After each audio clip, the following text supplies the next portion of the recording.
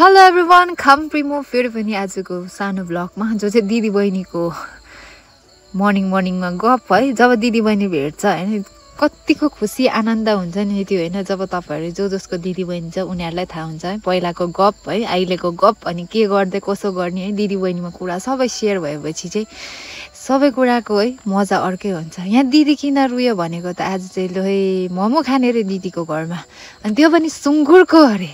अब सुँगुरको मासुमा पल्किने भने जस्तै हो।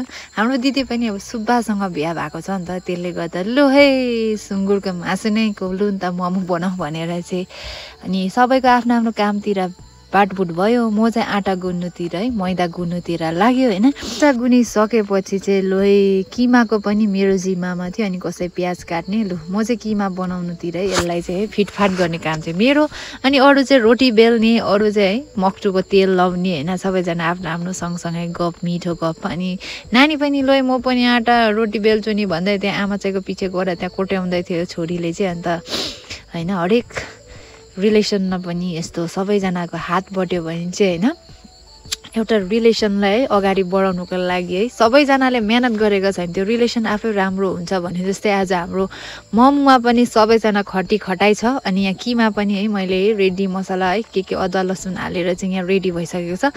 सँगसँगै यो चाहिँ मेरो मोमोको डिजाइन भनेको चाहिँ यो मात्रै आउँछ मलाई चाहिँ, यो चाहिँ चटक्क हुन्छ मेरो, अर्को चाहिँ अलिक हुँदैन। अनि सँगसँगै भित्र टमाटर पोलेको उसिनी राखेको होइन अब अचार खानुको लागि। अनि ल तातो मोमो फर्स्ट मक्टु त बन्ने छ भनेर चाहिँ लु म चाहिँ खन्याउनुतिर हो।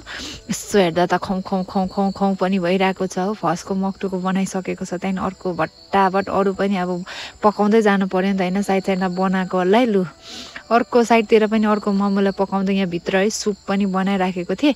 सुप सँगसँगै मोमो पनि पाकिसकेर चाहिँ म चाहिँ एकैचोटि पछि देखाएको होइन। सुँगुरको मोमो फर्स्ट चाख्ने चाहिँ मै थिएँ, किनकि म चाहिँ चर्च जानुको लागि अलिक हतार थियो। त्यसले गर्दाखेरि चाहिँ सन्डे है दिदीको घरमा आएर बसेकोले गर्दाखेरि दिदी भेनाहरूसँग सानो है अब त्यो समय बिताउनु पाउँदा सँगसँगै मिठो मोमो खानु पाउँदा त होइन त्यो रिलेसन नै अलग्गै स्वादिलो मिठो है।